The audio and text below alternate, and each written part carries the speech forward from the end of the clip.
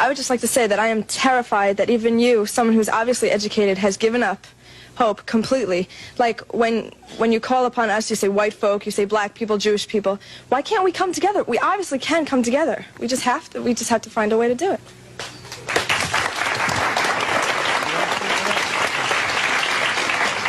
The desire is good, but the reality is the total opposite of your desire. And unfortunately, as a young lady, you are not in the position of power to make the decisions to make America work. May I, you know, as an audience of intelligent people, I would like to just take a moment to say to you that I really don't think you fully understand what has happened to these people that you look at as second class or inferior citizens in this nation. Black people who were brought to this country were stripped of their names, language, culture, religion, God, and taken totally away from the history of themselves.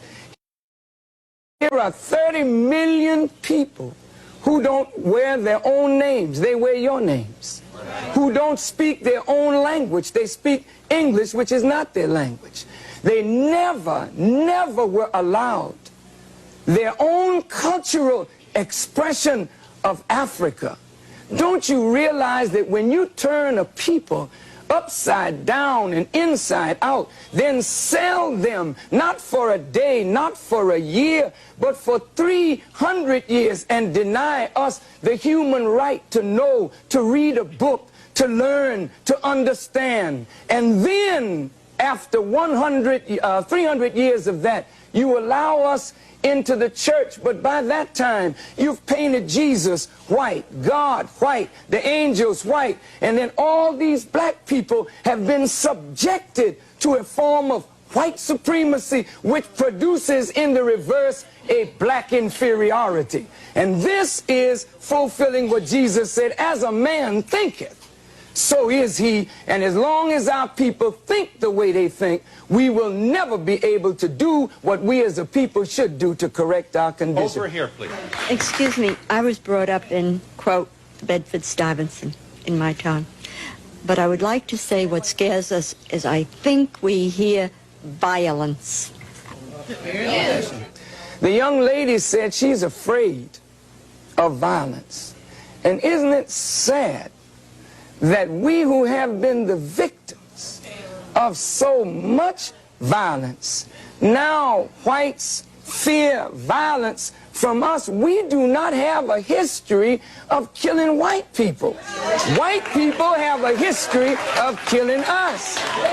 See? And what you fear, may I say this, sir? What you fear, and it's a deep guilt thing, that white folks suffer. You are afraid that if we ever come to power, we will do to you and your fathers what you and your people have done to us. And I think you are judging us by the state of your own mind, and that is not necessarily the mind of black people. Okay, I've been listening in this corner right here, and I've heard a whole lot of negative things from the white people here. When you are trying to explain yourself, the white people don't want to hear you explain yourself. They drown you out. They start already trying to drown you out and talk over you. There's a certain amount of white arrogance here, and they don't want to listen to what black people are saying. They don't understand because they don't want to understand. I've heard a woman here say, go back to Africa. Somebody said, we have a black holiday. What does that mean? So what does that mean? He did not say that. He said, if we have a choice, what some of us can go and some of us can stay. But there's no understanding in here. People are just trying to talk. To those arrogant persons, you know, when you tell us go back, please remember where you came from. And when you want to relegate somebody to a specific place, just remember what your origin is in this world. Please, I'm not trying to be disrespectful, but I want you to understand that you, wherever you are on the earth, you're not a native anywhere.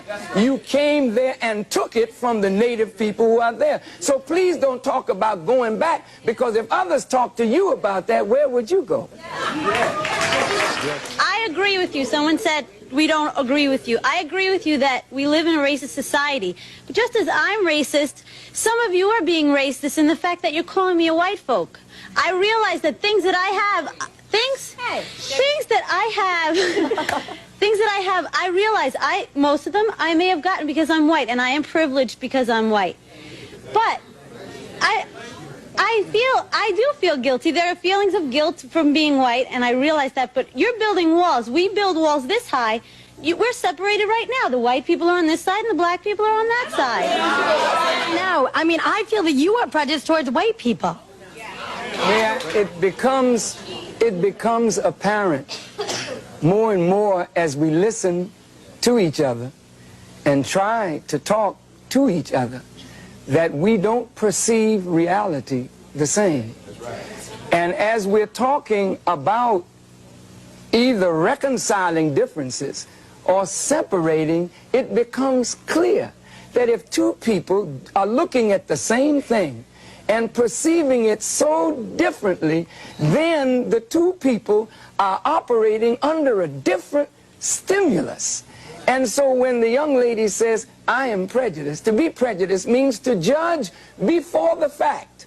After 400 years of living and experiencing, we're not prejudiced. We are looking at the reality of what we have suffered and continue to suffer. Are you there? Yeah. Don't we need to begin with education, begin with rewriting the textbooks in America to tell the truth about blacks and whites in America in context? Yes, yes. Please, Yeah. please, for 1 second. Yes. That's what I wanted to, Minister Farrakhan, the education system. Our children right now are being miseducated. What can we do so that we can inform our children, educate our children? And it's sad because white folks don't know anything about black history. And it's pathetic that white folks have to wait till February to find out that we were slaves.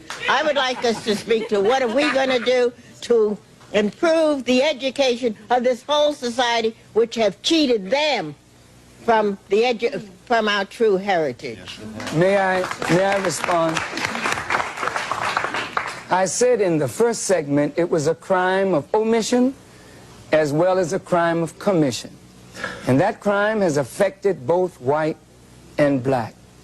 White folk have been made to believe that the history of civilization begins in Egypt and that Egypt was a white civilization. And that many whites have been made to believe that black folk were just in the jungles of Africa running around with no clothes on and never contributed anything to the advancement of civilization, while at the same time there are Masons and Shriners. Some of your parents are Shriners and Masons, and they put on the fez of the Muslim people, and what they're studying is the true history of the black people of this earth. I think if the proper education were given to black and white, we could come away with a healthy respect one for the other. I want to clear this, that I don't think black people disrespect the tremendous accomplishments that white folk have made.